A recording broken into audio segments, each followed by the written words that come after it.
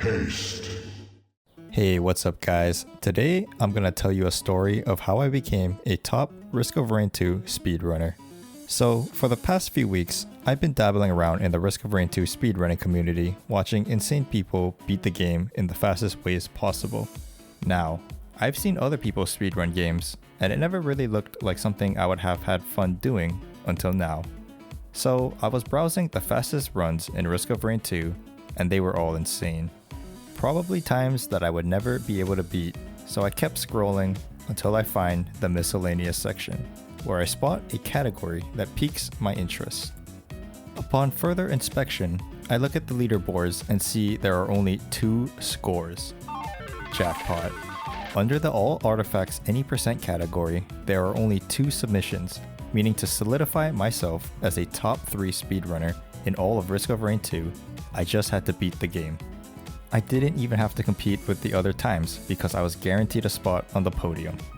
So as I'm getting my champagne ready to celebrate, I downloaded LiveSplit, got it all set up, and started my journey on what I thought would have been a super easy task. I take a look at the top runner's time to get a feel for how the run should go, and I dove straight in and got a very rude awakening. I guess it's been a while since I played with any of these artifacts on because I was dying left and right to anything and everything. It kinda went something like this. Okay, perfect. Got the teleporter and... Oh, what killed me? Oh, friendly fire. What killed me? Okay, I see the teleporter through there. And... Stupid vultures! Alright, and... Oh, friendly fire again. I keep forgetting. I quickly learned that my runs were relying heavily on RNG, which was okay to a certain extent, but it caused me to restart more times than I would have liked to.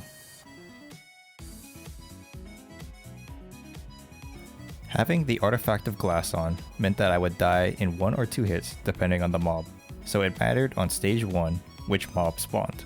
If a certain mob spawned, it was almost always a guaranteed Game over. Lemurians, golems, wisps, and vultures. Basically, anything with a quick range attack would kill me instantly when I spawned. I don't even want to talk about the dive bombing jellyfish that are just unavoidable. The only reliable mob that I could spawn with was our trusty good old beetle. So I would need to restart stage 1 over and over again until I got the beetles to spawn as my first mob. Next, let's talk about survivors. With the Artifact of Metamorphosis, it doesn't matter which survivor I choose because every stage will give you a random survivor to play with. The top survivor I could get was the Loader because of the mobility that you can achieve with the grappling hook. Loader's ability to move around the map and find the teleporter makes her an S tier when it comes to speedrunning. The other survivors are good, but not great when it comes to speedrunning. The other survivor's utility just doesn't cut it when it comes to moving across the map like Loader can do. Don't get me wrong, they're still fine when it comes to killing mobs and being able to take down the teleporter, but just being able to fly around the stage with Loader makes her the best.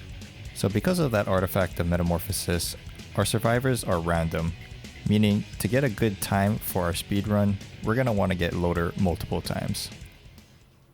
Items. Let's talk about them and why they can make or break your run. With the Artifact of Command on, you can choose your items, so I can decide what is the best items to help me complete our run as fast as possible. This is great and all, but since the Artifact of Sacrifice is on, chests no longer spawn on the map, and now the only way to get items is to have them drop from monsters at a random rate. Meaning you can leave stage 1 with 1 item or 10 items.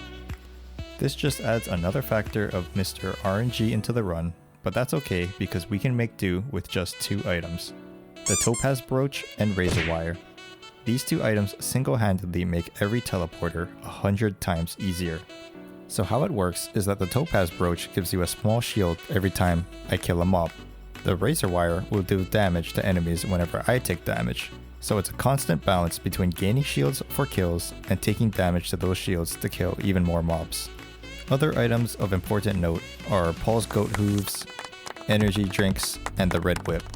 These items speed up the run when I don't get Loader as my survivor, allowing me to run across the map as fast as possible to find that teleporter.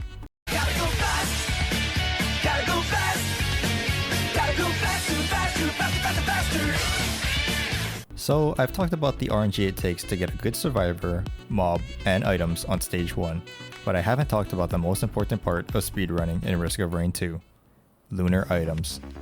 Yes, getting Lunar Items sped up my run and could turn a 20-minute run into an 8-minute run. That's just how good these items are.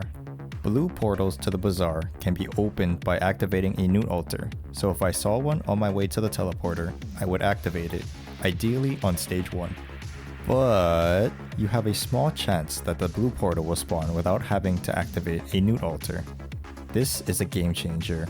Not having to chase for new altars saves a lot of time, especially on stage 1 where I am the slowest with no items. Once I get into the bazaar, there are 2 items that I want to get, the Purity and Focus Convergence. A max of 2 Focus Convergence will give me the fastest charge time while providing enough space to charge the teleporter. While it is true that getting more Focus Convergences will speed up the teleporter, it will make the radius too small and it'll make me too vulnerable to die to mobs by standing still. So I think throughout the Risk of Rain 2 speedrunning community, it's an agreed consensus that 2 Focus Convergences are perfect. So if I'm able to get these lunar items between stage 1 and 2, then the runs were much faster. With all this new information that I learned over the 50 or so failed runs, it was finally time to put it all to the test and try to complete a run. This is usually how it went. Get a good stage 1 with beetles, no lunar portal, stage 2 goes fine, and then stage 3, die to something random. I got to Mithrix once, and then promptly died with a bad time. Okay, this game. I got to the boss and died. And this went on for a couple of days, and I just had to take a break and rethink my gameplay strategy. I knew that I just had to complete the run to be in the top 3, but I still wanted to complete the run as fast as possible, so I never gave up and I kept grinding. Days later, the run finally happened. I got the run started. I didn't get the perfect RNG, but I made it work somehow to get through stages 1 through 5. Stage 1, I got the beetles, and somehow the RNG gods blessed me with 8 rare items and 1 common, but no blue portal sadly. Then, onto stage 2, Wetland Aspects, my mortal nemesis.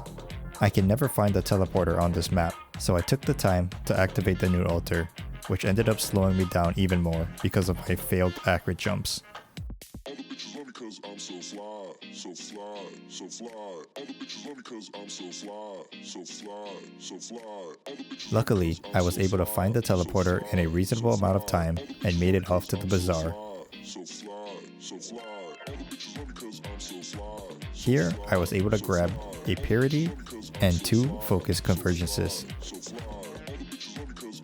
Stage 3, I spawned as the captain, which is great because he provides his free defensive microbots. Everything went smooth, except for me almost dying because I got stuck on an item pick screen. Stage 4 could have ended the run with Sundered Grove as our map. I swear they make the teleporter so hard to find on this map sometimes, with my previous runs, with me getting lost for tens of minutes. Lucky for us though, it was straight ahead and I was able to clear it no problem. Stage 5 has ended so many of my runs, and spawning with the vultures made it that much more intense. At 10 minutes, the Umbra of Mercenary spawned and almost gave me a heart attack thinking he was gonna kill me.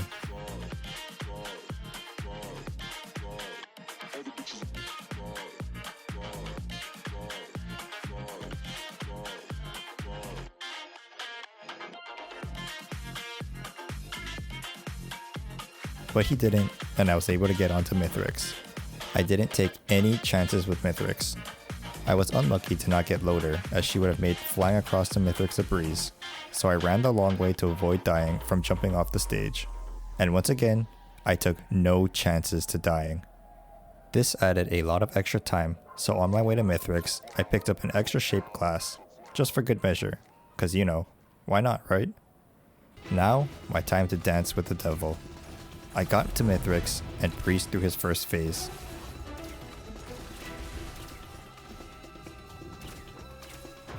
I didn't realize that I had so many backup magazines that I was able to spam my secondary skill for maximum damage output. Now it's time for the ads, and I'm able to clear them out with ease as I spam my mouse 2 button. On to Mithrix phase 2, it's quick and dirty as I spam my mouse 2 button again, quickly learning how fast I can kill him.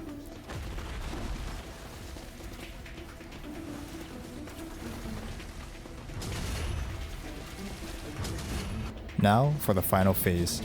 Mithrix is quickly stealing my items, but not quick enough because I'm able to spam my right click button like a madman. I'm able to slowly get my items back while almost dying as I finally finish him off. The hardest part is over, but I still have to make it back to the chopper. Once again, no risk will be taken here. I'm taking the long way back. Void Reavers are spawning, it's still chaos, but I managed to avoid death for the last time and finish the game rolling in the black screen and completing my time.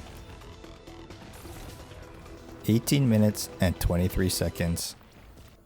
Days and days of grinding artifact runs finally paid off to finally see my nice silver trophy next to my name on the leaderboard. And you can bet that I'm coming for that gold next.